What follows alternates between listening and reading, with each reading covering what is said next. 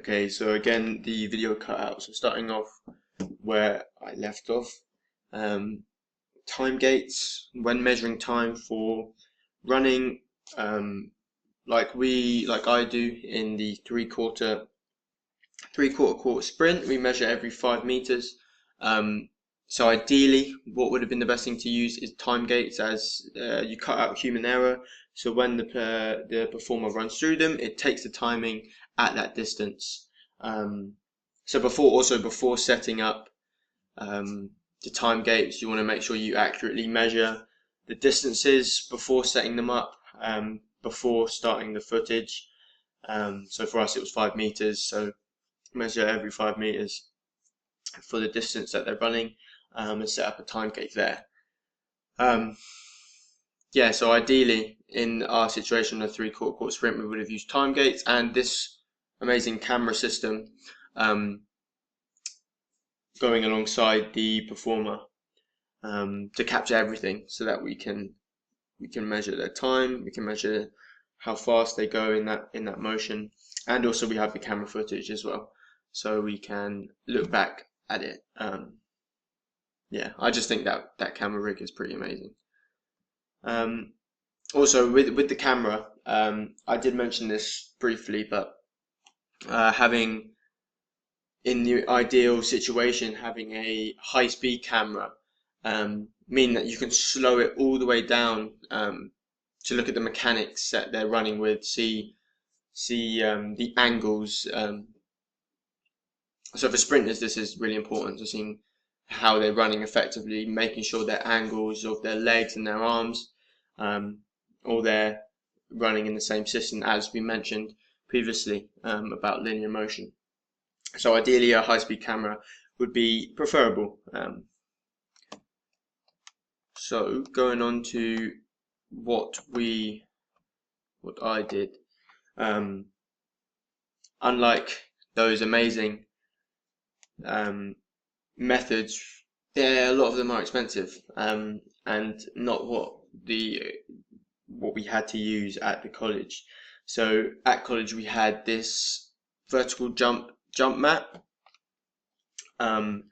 This is a mat, as you can see, with an elastic kind of string attached to a belt that is put on the performer.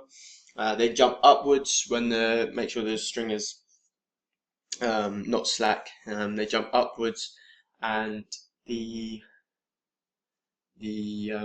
mat and the measurement measures the height of the jump, but it doesn't measure the force like the force plate would. It just measures the height of how high they jump. But this is the only equipment we had in this situation. We don't have any force plates, so this was all we could use in order to measure the vertical jump. However, we did then, with the vertical jump measure, take their mass and then work out the force that they produced.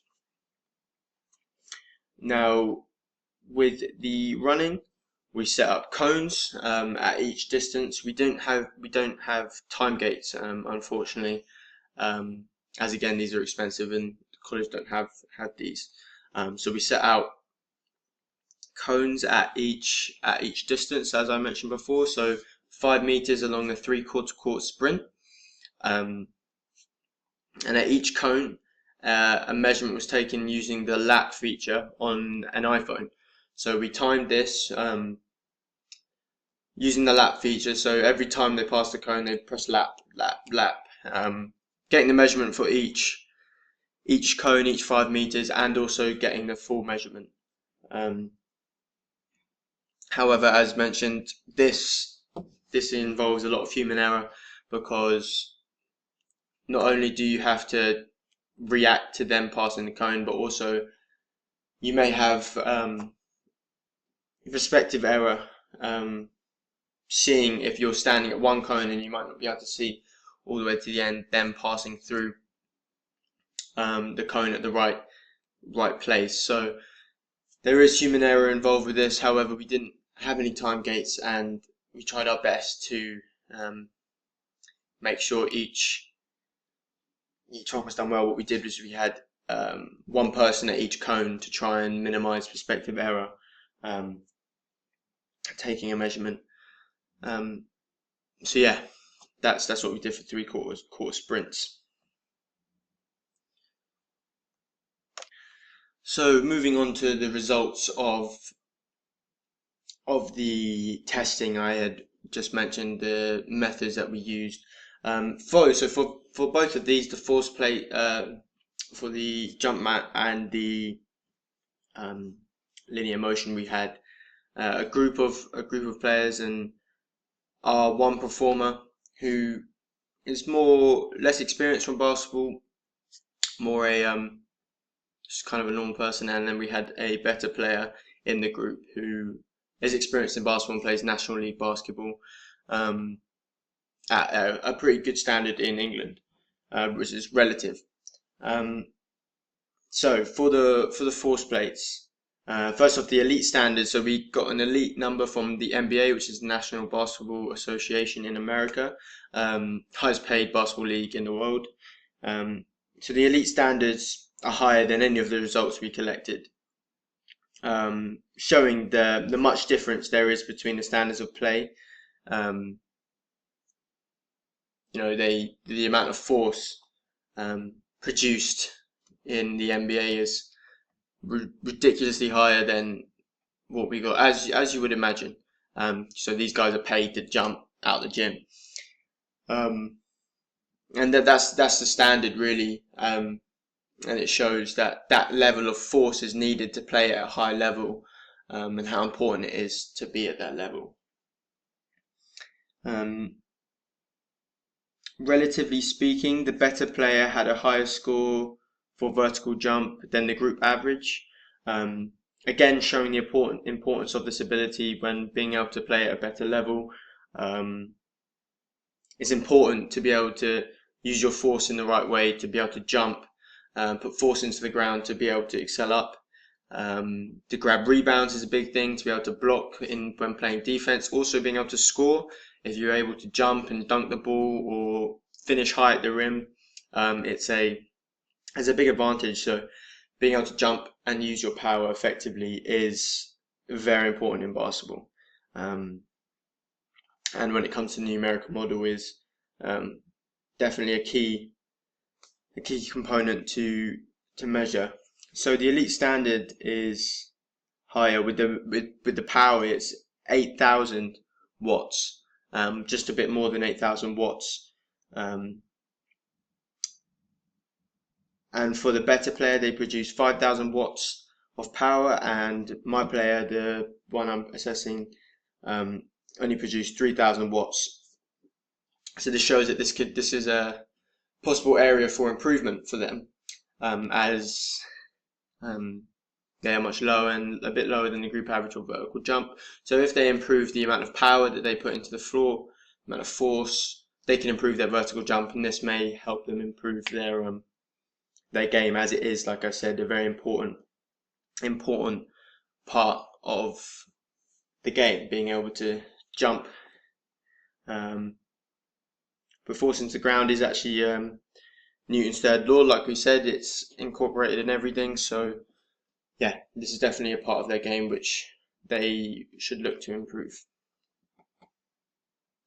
So here we have the results for the linear motion and the 3/4 court sprint. So the three graphs at the top of the screen are the graphs for the better performer. Their distance time, velocity time, and acceleration time. These are for the better performer, whereas the distance time, velocity time, and acceleration time at the bottom are for my performer, the one I'm measuring and using the numerical model for. So the top row of results, they're subtly different. For example, the better player's acceleration at the beginning has a much steeper gradient, as shown here, and my performer has a less steeper gradient, which means that the better performer accelerates quicker and gets to this destination, the direction quicker, straight from 0 This is really important in basketball. I mean, this is a 3/4 court sprint, but a lot of the time you're only running 5 meters here, 3 meters there, 10 meters there, 5 meters back. So being able to quickly accelerate fast and not necessarily running a long distance is really important. So this acceleration, the better player again shows that it is important to play at a better level. So acceleration may be a part of a performer's game that they could look to improve in order to get quicker to the defense, quicker to the offense. Both increase their acceleration in the next 5 meters after the first shot of acceleration. But this shows that my performer actually has a decent way of getting to their top speed. Once they're there, once they've accelerated, they can get to their top speed quite quickly. And this is good for their for basketball as well. At rare occasions when you're running the full length of the court, getting back on defense, this can be good, being able to reach your top speed at time. However, it's relative, as the acceleration gets you to that top speed. So like I said, improving the acceleration would be a big part.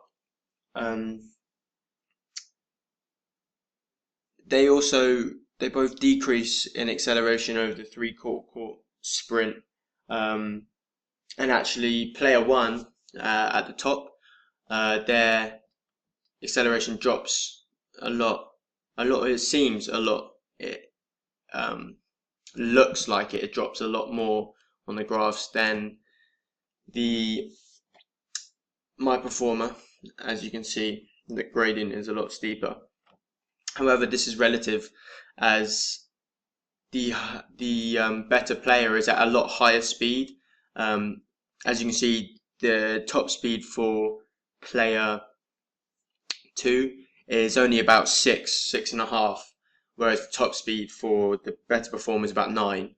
So they're at a lot higher velocity, a lot higher speed. So their decrease is relative, because they're only decreasing a little bit less than the player 2's top speed. So they're still running at a pretty high speed.